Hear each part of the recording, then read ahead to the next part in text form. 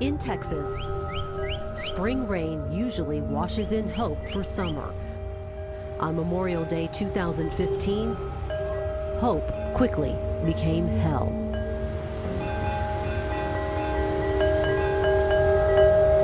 This is a very dangerous, historic natural disaster happening that will affect hundreds of people. We don't know what's going to happen. This is the first time this has ever been this high in history. Hey, County 911, do you police fire EMS? Are they getting any closer to getting to us on the roof? 7 of us are trapped in the attic. Water is rising. I'm afraid we are now trapped in the attic. Please hurry, please hurry. This is an epic natural disaster. You need to come get us. We're underwater. I'm on the bluff. Please. But we always knew we wanted to move to the hill country sometime. And Carol and Larry Thomas never expected what would happen when they decided to leave their home.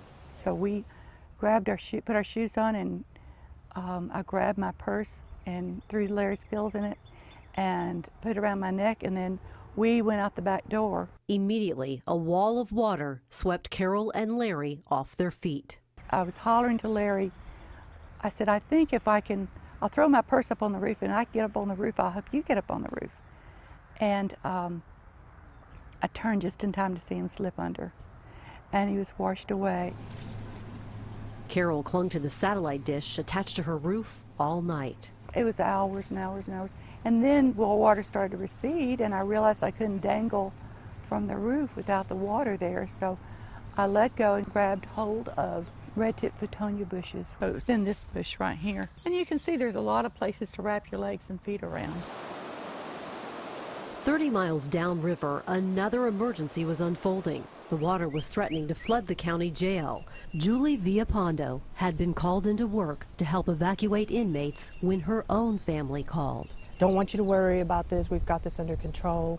But the water's rising quickly, and we may have to get into the roof. Focused on her job, Julie struggled, knowing she couldn't help her own family.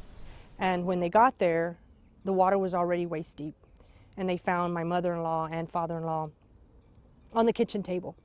Then the refrigerator is starting to float, and you know, the water's coming into the home. They broke their way through the roof. They pretty much broke a hole about the size of this table, and they got up there and they waited and they watched the water continue to rise. And not until I actually walked in there and saw everything for myself is when it really hit me that this was a very serious situation. Back in Wimberley, Kathleen and Bill Klein found themselves stranded in their home. People ask us, why didn't you get out sooner? People had no concept of how fast that water came up. Their only escape was their attic. I think I'm funny. I said, you know, we always said we wanted to go together. Here we go. This may be our time. This may be our chance. We just held our hands and we said, we've been married 60 years. It's been great. If this is what it is, it's what it is. Tired, cold, and wet, they searched for something warm to put on and found a family favorite in with their Christmas items. Surely enough, there was Mr. and Miss Santa Claus. It was wonderful because mine had long dress and the long johns, and his was the Santa Claus with the long johns. And we didn't even think about it being funny. It was warm clothes. Rescue teams cheered when they finally rescued Santa and Mrs. Claus. Grateful to have survived, the Kleins provide some levity among the loss. This table floated up to that corner up there, and it had a bunch of odds and ends that the kids, we have a lot of grandchildren, had given us through the years. And when it came back down, all this stuff was there, and they said, Granny, we've saved everything. I said, well, but they didn't save any of my clothes. That table is now the centerpiece of their newly remodeled home, complete with those treasured trinkets and overlooking the Blanco River. We had a lot of help.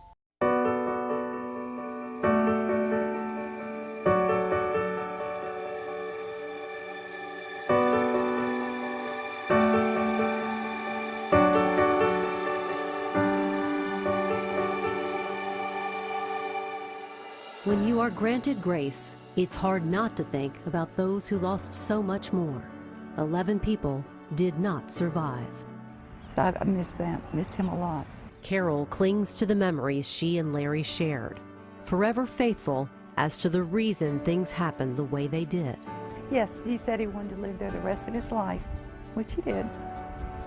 And he would be happy about that. She is grateful for the time they had. 50 years, 9 months, and 2 days. Life is different now. Carol lives in a guest house in Dripping Springs, close to where she teaches. A family friend donated it to her to help her get back on her feet. It's one of the many kind gestures people have made over the last year. They found a lot of my things, a lot of my very fragile things. Including her wedding cake topper. It's still muddy, I can't get the mud off of it, but it survived. Reminders of how fragile life can be and of the things no river can wash away.